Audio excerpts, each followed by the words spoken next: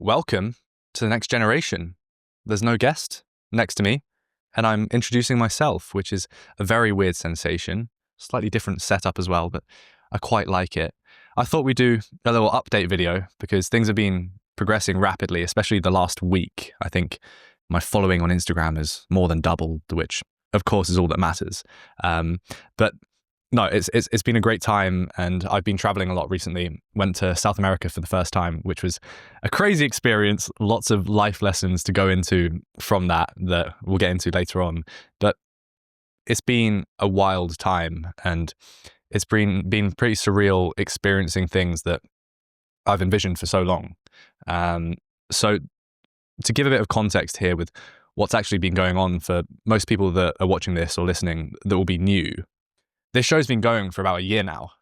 So 20 years old, started this when I was 19, last September. And it's been a slow burner. Progress has been slow in terms of metrics. And obviously I joke about metrics being the only thing that matters. That's kind of what this show is railing against.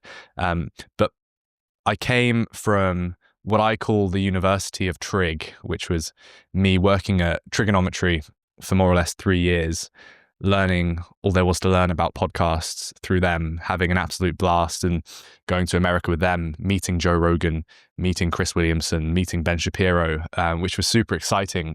But I was in the form of a producer, being behind the camera. And I always knew that I wanted to eventually move in front of the camera. And I had a certain mission that I wanted to embark on. And now we're here, and it seems to be slowly but surely going less slowly, at least. But I think the biggest thing that I keep on realizing, and it's been recurrent throughout this year, is I thought I would realize the mission of this show, which is to guide Gen Z in the direction of flourishing and work out what that actually means along the way. I thought I'd be able to unpick that and realize that it was weak, that it was potentially flawed, but the complete opposite has happened. It seems that every single person that backs the show and gives it so much undue respect so early on, which I appreciate greatly, they always align so much with that cause. And that's been really, really refreshing to see. And it's what's made me just not want to sleep the last 2 weeks since stopping videography, which is what I was doing to fund all of this stuff and get equipment. I've gone balls to the wall with trying to make this thing work. I've built up some savings, and I just thought, fuck it. There's no plan B now. We're going to go all in on this because it's clear that people enjoy the podcast, which is great.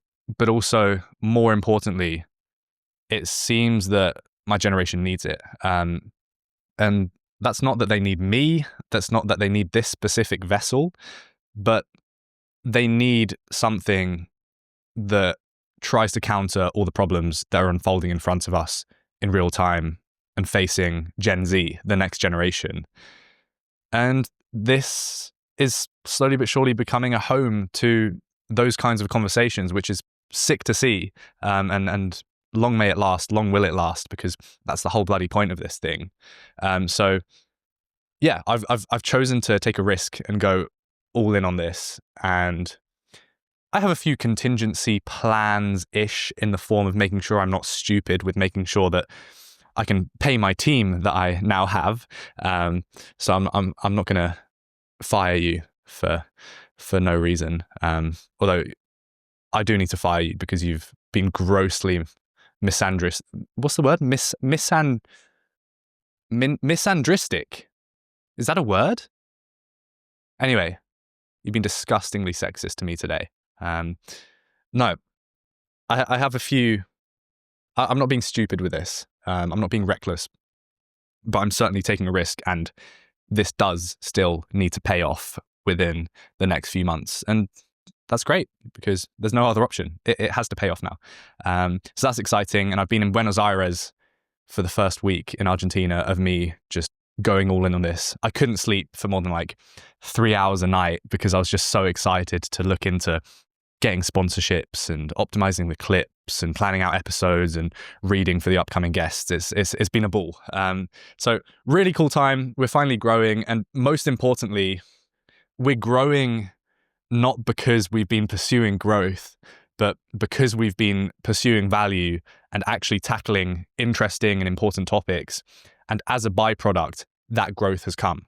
And if you watch the content regularly, you'll know that I talk about this a lot, because it's one of the main things that pisses me off in the modern world. Is we just have this idea of being on camera and building up a media brand being easy and being the opposite to stuck in the rat race, working a 9 to 5 that you don't love. Like, there are two options in life. There's a 9 to 5 where you're a slave and you have a commander telling you to do everything. You're a rat, you're an NPC, you're not good at anything.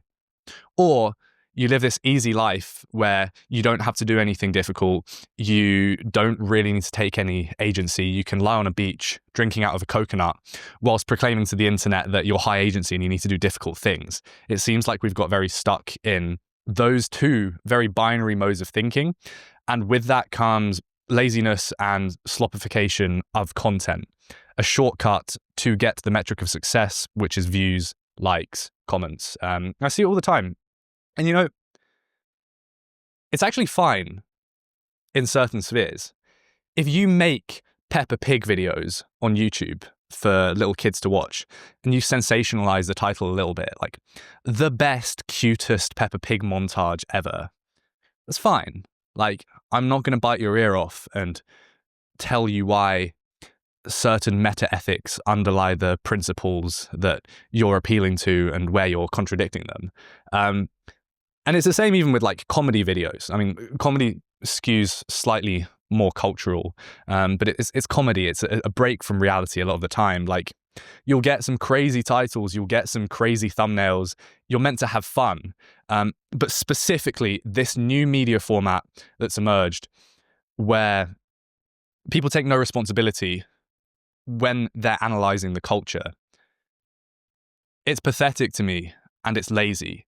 Because when you're dealing with culture, you're opening up a whole other can of worms that impacts people's lives. And these are the same people that also proclaim that the legacy media is dead. No one trusts these corporate institutions, people like the BBC, and certainly not print journalism. That's died years ago now.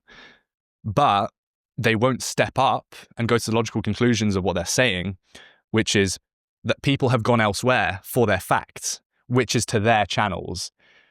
And I think that's true. And I think with that comes responsibility. And people don't want to take that. And I really want to make this a thing that people respect again, and maybe flip the perspective on YouTubers just doing prank videos of, I don't know, tying up a watermelon with a bunch of elastic bands and seeing how long it takes before it pops. Like, there's so much cool shit we can do with this platform, with podcasts.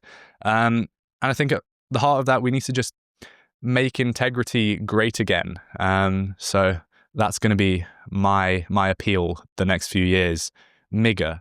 That I need to be very careful with how I say that, and I hope that this microphone's coming through clearly, because otherwise I'm going to be in a lot of trouble. But yeah, one of the things that happened that has sourced or fueled all of this growth has been the Shoutout from Chris Williamson on Instagram that a lot of people would have seen. So, recent Modern Wisdom episode with Dwarkish Patel, and about an hour in, they start speaking about mentoring and kind of what the responsibility is of people that have, I mean, made it is probably the wrong phrasing, but who have had success in their careers, the responsibility that they have to pass on wisdom and opportunities to the younger generation, the next generation. There's a kid called Elliot Bewick. He's just turned 20. He's British. He used to work for Trigonometry as a video editor. And if I could bet he's Bitcoin at $1, like, I would absolutely throw some money at him. Fuck, he's 20.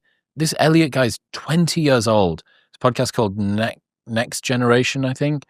And I'm having this chat with him. I'm like, you do realize that the shit that you're asking me as a 20-year-old is stuff that I only asked myself like 3 years ago.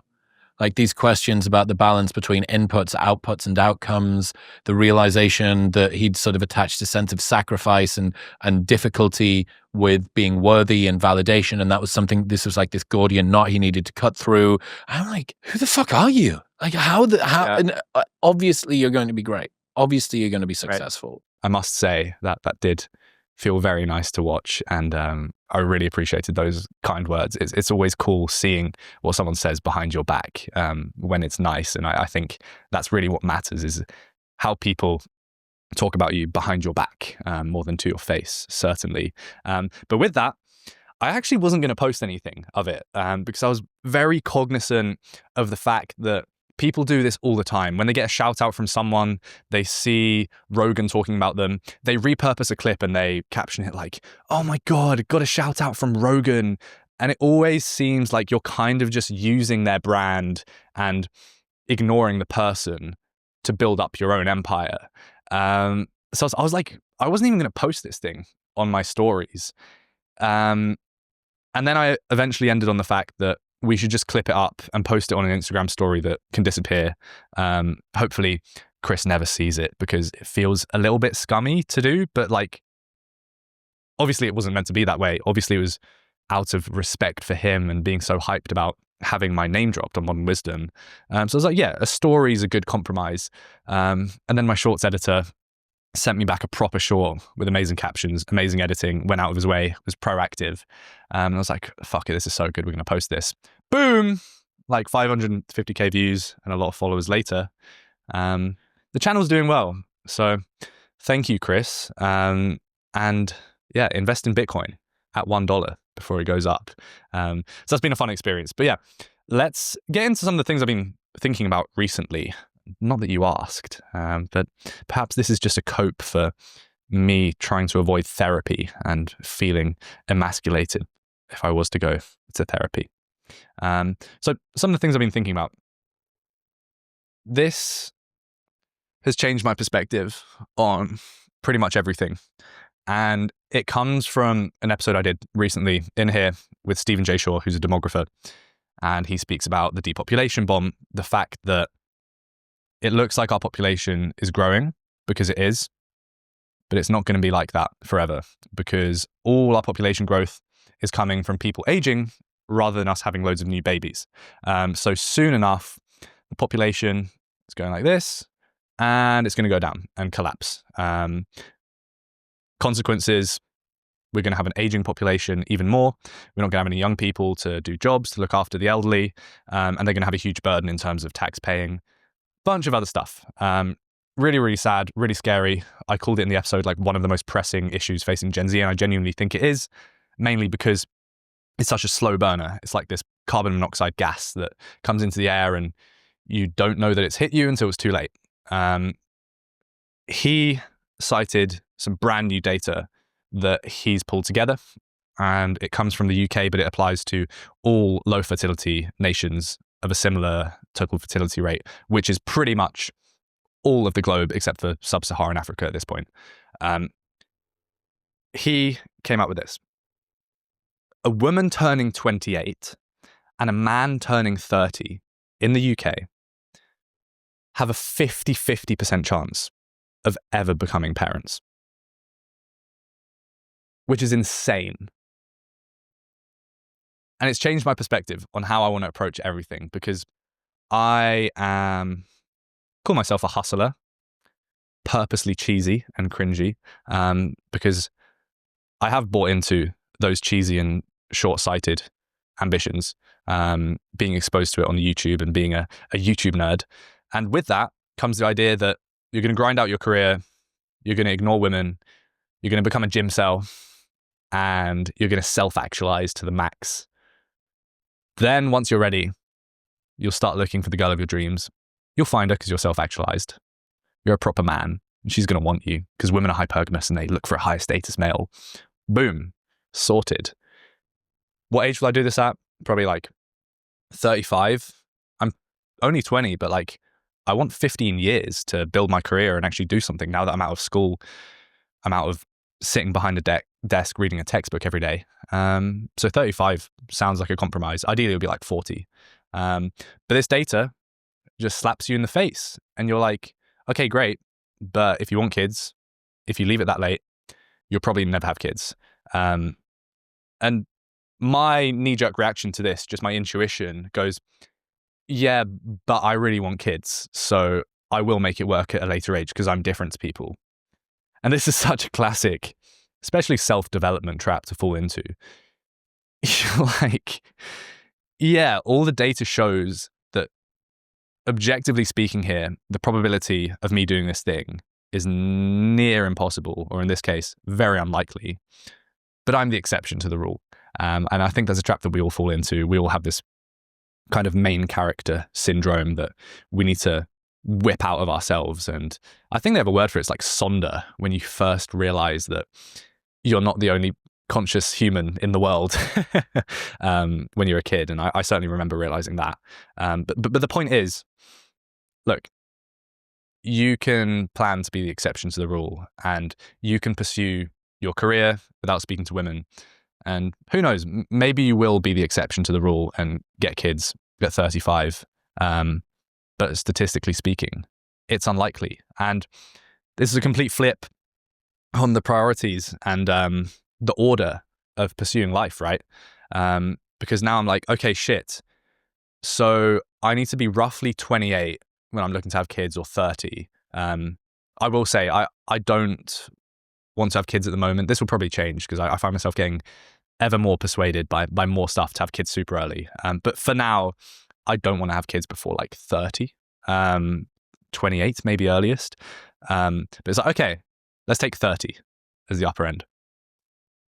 I need to be married. I want to be married before I have kids. So I want to be married like a couple of years before I have kids. So I'll be 28 when I get married. I need to get engaged, so I'll be 27. To get engaged to a girl that I'm going to trust with marriage and kids, I need to have been seeing her for a while and build up the fucking courage to actually get engaged with her. Like, by the way, my mum proposed to my dad. It was a blue moon, I think they call it, in February or something. Happens every now and then. And apparently the custom is that it's then normal for the woman to propose to the man if she wants to during the blue moon. Literally once in a blue moon, right? And then their marriage fell apart 3 years later. So I think that's very telling of which way around it should be. But anyways, I should be 27 or 28, I think I came to, 27, getting engaged. I want to have been seeing her for like at least 2 years, but like 3 or 4 years. So now you're down to 24 years old. Then you need to find the one, right? If that's even a thing. So you need to be looking for maybe like a year or two. That's 22. And then you might find someone who you think is the one. And turns out she wasn't. It turns out you're incompatible for reasons that you couldn't have predicted, other than through trial and error. Although that's quite a crude lens to put it through. So maybe you'll be in a relationship for like a year until you discover that. So that's 21. Then it's like, oh, I'm 20. So crazy flip on how you approach life. And, you know, this is me saying I want to have kids at 30, where I have a 50-50 chance of ever having them. If you want to play it safe, you need to start earlier. And if you're a woman, your starting point is 28. Like, that's your upper bound for it to be 50-50. So yeah, perspective shifting stuff is really cool as well. Full circle moment. Like, I met Stephen at Trigonometry when I was producing that pod. I think I was actually an assistant at that point, just sort of doing all the T's, although I'm awful. Like, I'm much better carrying an FX9 on my shoulder with a prime lens and working out how to use that and expose properly than making a T, which is very un-British, but absolutely incompetent. I met him like 3 years ago when I was doing that, and he really stuck in my mind because he cited that stat when it was 30 years old for both men and women before it dropped. Let's see where that goes in the next few years, by the way. And it stuck in my mind then, and it's stuck in my mind now after having him in that spot saying it on my podcast, which is a cool full circle moment. And then the pod's been doing really well with him, although a lot of hate comments, like thousands. That's always fun. Don't read the comments. Next up, what do we want to go to? I've already spoken for way longer than I should do on like 2 topics. I've got a million different things written down because I didn't have enough confidence in the fact that I'd be able to speak past 5 minutes. Let's speak about British complaint culture, seeing as I've just gotten back from traveling and I've had a lot of time out the country.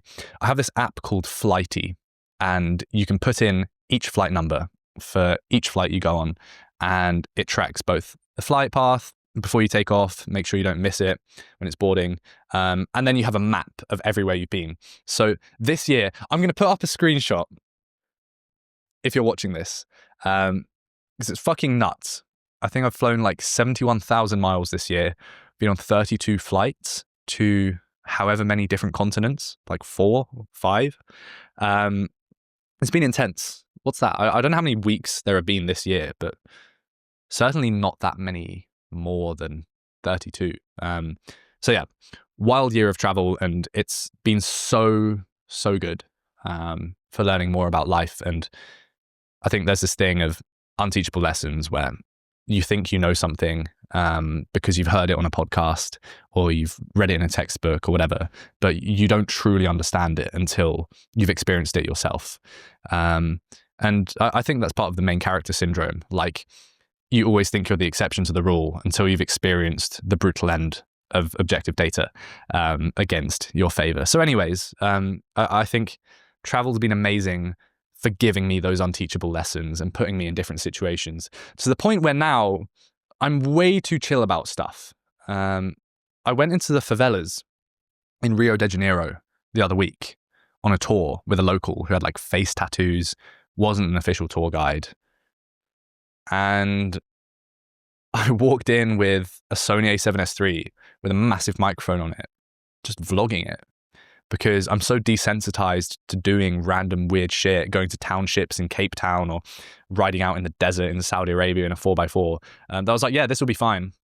Turns out it wasn't. I got an SMG gun pulled on me, and I got asked to delete some photos. And by asked, I mean I was pulled violently by my t-shirt and proceeded to stain my white Calvin Klein's brown. So that was an experience. I've lost my train of thought completely. But we were talking about unteachable lessons and traveling, and coming back to British complaint culture. So this has taught me most of all what my home country is like. I think comparison is the mother of clarity, and that's certainly the case with cultures specifically. That's why I'm very suspicious of people that take a very anti-immigration stance in general, and they make valid arguments most of the time, but then sometimes it kind of bleeds through that they seem to just be very skeptical of any foreigner that possesses any cultural variation to their good old England nostalgia of the 1950s that they didn't even live through. Certainly, I think that's the case with a lot of people in politics nowadays. I've seen it firsthand. So travel more. I think traveling really changes your perspective on a lot, and it minimizes the problems that you face and actually thinking that they're a big deal, because you just get used to it, man. Problems aren't a diversion from the main thing. Problems are baked into the process. Like, they are not a glitch. They are part of the fucking process. And I think once you embrace that, you get a lot better at problem solving in general, because you're not viewing it through the lens of I'm incompetent, look at me, I messed this up, I feel bad. You just accept that something has come up that is an inconvenience and you're going to fix it because that's your job. And I say this to my team as well, like, problem solving is part of your job. It's not a diversion from your job. You're not messing up if you have any problems. A lot of the time it's me fucking up, like all the time, 100% of the time. So maybe there are some exceptions to that. But most of the time it's part of the job. There's always going to be something that goes wrong. And with that, in the UK, I think that this has happened. compare it to somewhere like America, that go-get-it culture. In America, problems are an inconvenience. In the UK, there's something new to speak about down the pub with your friends. And I see this so much. Like, I came back to the UK, I did a job the other day, and the first thing I heard was, oh, weather's shit, isn't it? Like, fuck. This is the first thing you're going to say to me. Like before someone even said hi to me. Oh, weather's shit, isn't it? So British, so cynical, and there's no substance there. I think the reason this emerges is because it's much easier to diagnose problems. You see it with content, you see it in everyday small reactions down the pub, whatever it may be. It's way easier to diagnose problems because you're not positing a belief, you're not positing an entire worldview, you're merely trying to deconstruct one. And maybe that's taking it too deep. Maybe we can just talk on an easier level, which is something like complaining about the weather. Like, it's relatable, and I think it's more relatable than saying, I love this weather, because if someone doesn't, they're going to be jealous or annoyed with you that you can hold that opinion even when something sucks. So I think a lot of the time complaints aren't valid, and they're a shortcut to relatability. And I saw this in school all the time. I noticed this for the first time when I was like 13 and sat at the canteen dinner table. It would always be the chavvy Vicky Pollards in the corner that no one really liked. They would be the ones complaining about everything. And I'd like sit there and I'd listen to these conversations, and they wouldn't say anything except for complaints. Like, I'm not exaggerating to make a point here. I took note of this specifically, that nothing in their conversation was positive. It was all classic slagging off other people. How shit is this school? Oh, don't you hate this teacher? And it's because complaints are a shortcut to responsibility, accountability, and also relatability. I don't know why it's so pervasive in the UK compared to America. I guess America, they have that whole American dream thing, go out and get it. You want to get that white picket fence. But even so, it's insane how different it is in this country. And it's that crabs in the bucket mentality, dragging other crabs down so that they can't climb out and you can try. And it sucks. It really, really sucks. It's not productive. It's really not useful. And I know a bunch of different people in the industry that I'm in are trying to fight against this. And I want to join the club because I think if one person wins, we all win. That's just how it is. And we need to shift our culture away from the whole crabs in a bucket, tall poppy syndrome, cynical attitude. And I realize that I'm complaining about this and have been for about 10 minutes. But that should be all the complaints you hear from me. Another thing as well, quickly, is just the fact that if you slag off someone who's making an effort and you turn to your friend and you go, look at that guy, what a pathetic idiot, like he's doing it all wrong. If you're not doing that thing, their effort is way more impressive than your complaint. And I think that's all that needs to be said. I saw this amazing quote the other day. I have no idea how to pronounce this, and I'm going to get done for racism or something trying to pronounce this, but here we go. Rabindranath Tagore. It's definitely wrong. He says, faith is the bird that feels the light when the dawn is still dark. Fucking fire. Literal bomb. I don't know where I saw this, some like philosophy newsletter, but this underpins everything. And I think this is a nice leap to take from the whole cynicism thing. Like, this is how you solve it. You need to have faith in some things. And sometimes that faith, perhaps always, isn't justifiable. That's kind of what faith is. And I've really, over the last few months, speaking to different Christian apologists, philosophers, whatever else, I've started to come to the conclusion that faith is a necessary foundation for a good life in some form. And it's a very broad, sweeping thing to throw out there, like faith. what the fuck does that mean? There are a lot of religious connotations there. But I think a key part of this is the stories that we tell ourselves. And this has been spoken about to death in different contexts. Classic Yuval Noah Harari, Sapiens, he speaks about how the thing that distinguishes humans from other animals is our ability to agree on these shared myths, these shared beliefs, and these shared stories. And one of the examples he gives is that you can't get a monkey to give you its banana by promising it unlimited bananas in monkey heaven.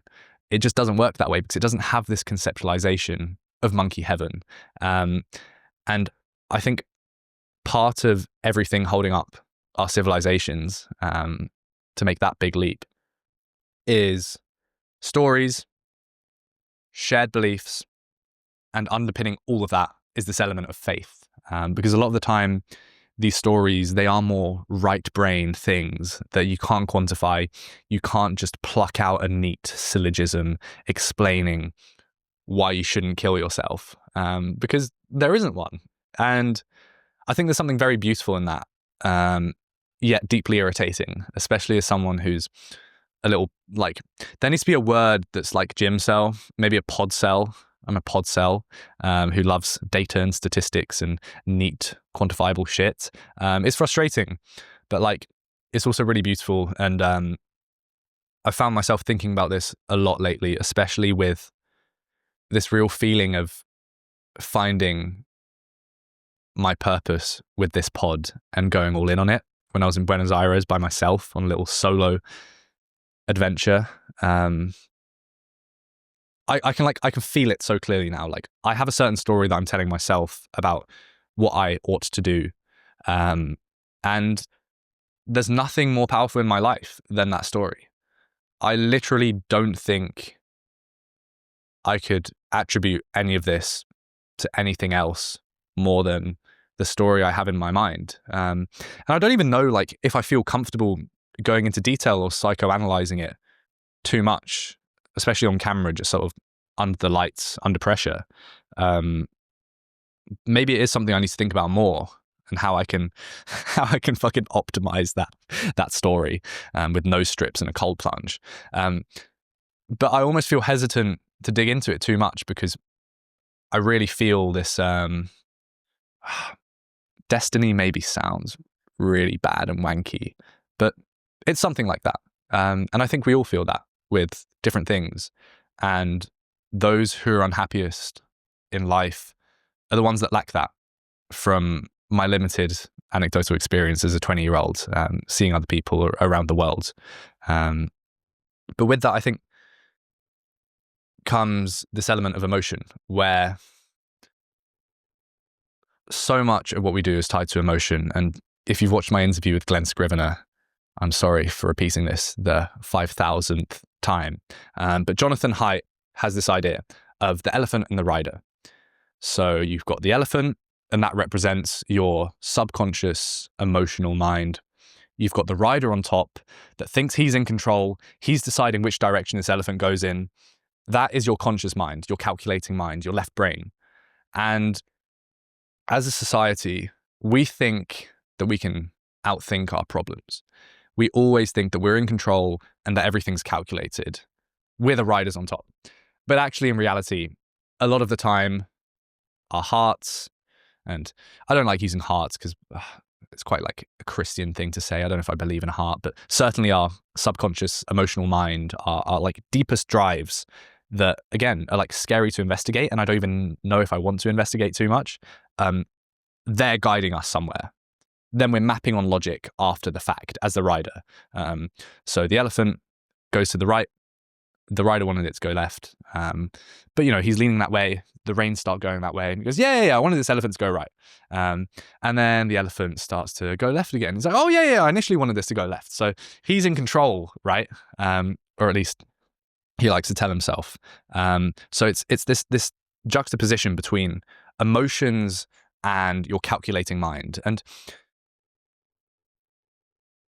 I think it's a valiant effort to try and be the most powerful rider you can. I think that's needed. But you also need to be aware of the fact that you have an elephant underneath you. And when you can get that balance right, I think it's very freeing. One of the frames I've been thinking about a lot recently is telling someone, you are limited by your biology. Now go forth, you have no limitations. And I need to work on making that more pithy. But the idea is, I think, that balance between accepting certain biological limitations without becoming cynical and kind of working within that biological frame to say, I can do fucking anything from here. So that's the balance that I would take. And I would highly suggest, if you're a pod cell like me, trying to engage with more right brain storytelling things. Music's a great one. Music's the one for me. I am a big music fan, and I hate when people say that. How can you just be a fan of music? What a wanker. Trying so hard to have something to relate to, so you're just going to pick out the most broad, perennial thing you can, which is music. But I like genuinely am. I just appreciate any cool genre if it's like heartfelt and it feels like it comes from experiencing life and trying to represent that into something. So not Sabrina Carpenter. Fuck me. But I was sitting in the car in Buenos Aires and I was getting a very cheap taxi, which cost about 37 grand because their currency's fucked, but cheap for Westerners. It was like the first day of pursuing this pod thing and making it work because there's no other option. And I was sat there listening to Coldplay's album, Viva La Vida. I was just thinking, like, I can do a 3-hour podcast now talking to you about why life is beautiful, why you shouldn't become a cynic, why you shouldn't become an incel, why you shouldn't complain. Or I can just play Life in Technicolor by Coldplay for 3 minutes to you and like, you'll get it. So there are different avenues, I think, to go down. They're worth exploring. And some people go too far. It's all emotion with them and it's all just vibes, bro. And that pisses me off too. So balance, as always. Yin yang shit. Okay, I've got an interesting idea here to break things up a little bit. Came up with this when I was in the gym the other day and I wrote it down because it was such a profound point that I couldn't forget it. I call it an Indian superset. This is in a gym context. Obviously, for those of you that don't go to the gym, a superset is when you put 2 exercises back to back without resting. So typically it's antagonistic muscle pairs, something like your biceps and triceps that do the opposite functions. So you'll do a set of bicep curls, then you'll do a set of tricep extensions, then you'll rest, then you'll go again. Speeds shit up, gets the blood pumping. But the Indian superset, you wear skinny jeans to a pure gym, you do 3 sets of 25 on squats with one of those fixed barbells, and then during your rests, you lean against a random bench in the middle of everyone's way and start doing tricep dips. For some reason, I just always see this happening in a gym with like a 50-year-old dad who happens to be Indian with 2 kids. This is getting really random here, but just an observation. Okay. I've been preparing for some podcasts, someone I've got coming up, and I don't know if the episode would have dropped by the time this is released, is Professor Jana Moncrief. And she came up with this groundbreaking umbrella review of all the different studies to do with depression and specifically this idea of the chemical imbalance theory. So the chemical imbalance theory is the concept that we all buy into. I can't pull it up now because I don't want to waste time, but I think it's something ridiculous, like 90% of people buy into this idea. Why is he depressed? He's depressed because he has a fundamental low level of serotonin, which is responsible for happy in his brain, and he needs antidepressants to up the prominence of those chemicals to return him to a normal state. You're fixing an imbalance that's chemical with medical assistance.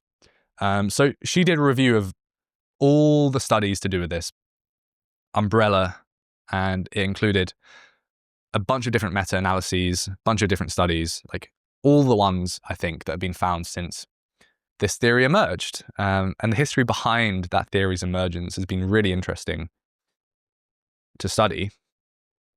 And her umbrella review came to find that there's nothing supporting chemical imbalance theory. There's literally no substantial evidence whatsoever.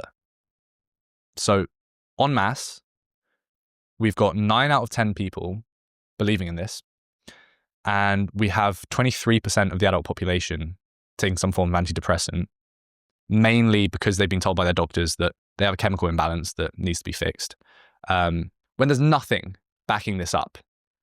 And that is fucking terrifying. It's one of the biggest lies I've uncovered from the last few decades.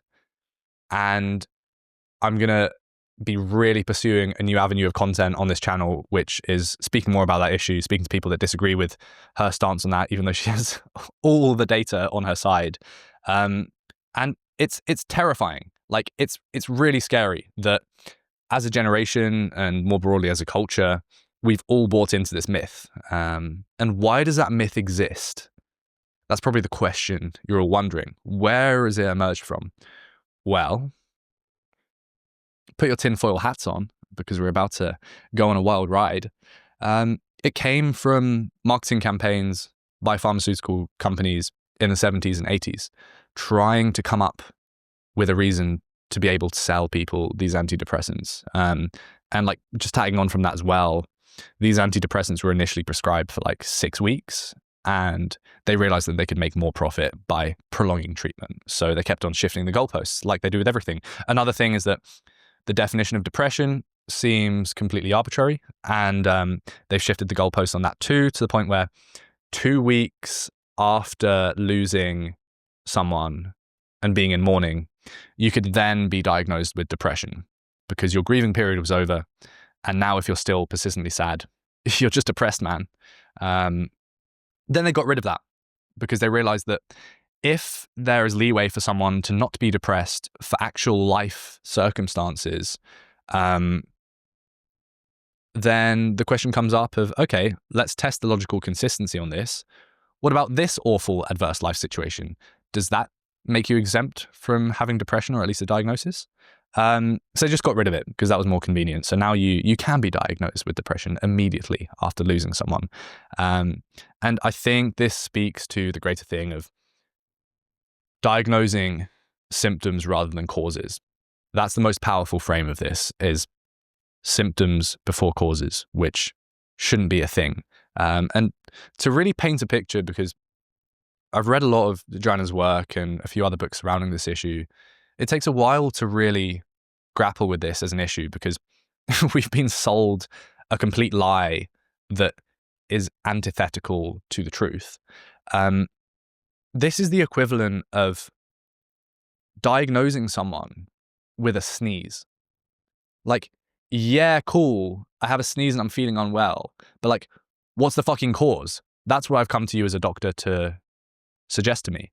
And it's just been smuggled in. Like, I believed this before I started researching this. Actually, funnily enough, I was in Sweden with my friends on holiday the other month, and I had a bit of a debate back and forth about if depression is a real thing. And I can't just answer yes or no to that, because I think it's much more nuanced than that. And there is nothing quantifiable to just go yes or no by, like there is with a cancer cell. So I think it's more complicated, and I'm running out of time here because I've got a podcast now. So I'll go into that in future episodes, and you can watch Joanna Moncrief when it comes out. But after having that debate with a couple of mates around the dinner table, I was like, fuck, I know nothing about this. Like, I really feel like I'm not talking based on anything. And I kind of appealed to the whole chemical imbalance theory. Like, sure, probably exists with some people that have naturally low serotonin. No, it's not a thing. It's literally not a thing. So I'm starting to think that depression is more like a term that should be used to describe a situation that you find yourself in, rather than a pathology.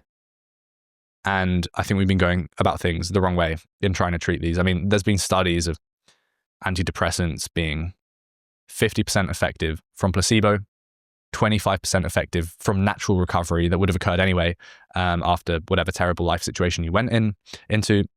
And then 25% from the chemicals themselves, but nothing linked to serotonin. Other things like the suppression of your emotions on the whole, both high and low. So bit of a tinfoil hat bomb to drop in there at the end, but worth just picking up on. And I feel really bad that I haven't been able to go into this properly, and I've just kind of mentioned this huge fucking thing that's going to be like one of my main things that I explore the next few months. But I wanted to mention it because it's been like one of the main things that I've been thinking about for the last month or two, nonstop, and it's terrifying. So enough of that. I have another podcast to record, so we'll wrap it up there. I got through like 3 fucking titles of topics, so perhaps I should move quicker in the future. Let me know in the comments like what you prefer. I quite like just chatting, but of course I'd say that because that's much easier than providing some variety and truth bombs for 45 minutes straight. But yeah, little life update. Shit's exciting. We're in London for like 9 days, recording pods nonstop, and then I go to Dubai to sort out some tax shit there. I know, what a scumbag. Should have stayed in the UK and been able to do nothing. You're such a scumbag for trying to build something that helps the UK from outside it, where you can actually build it. And then a lot of exciting stuff coming up that I can't speak about too much, but yeah, we'll leave it there. Thanks for listening or watching, all 3 of you, mum, grandma, and dad. And I'll see you in the next video. Click here somewhere to watch something else on the channel. I need to get used to doing that.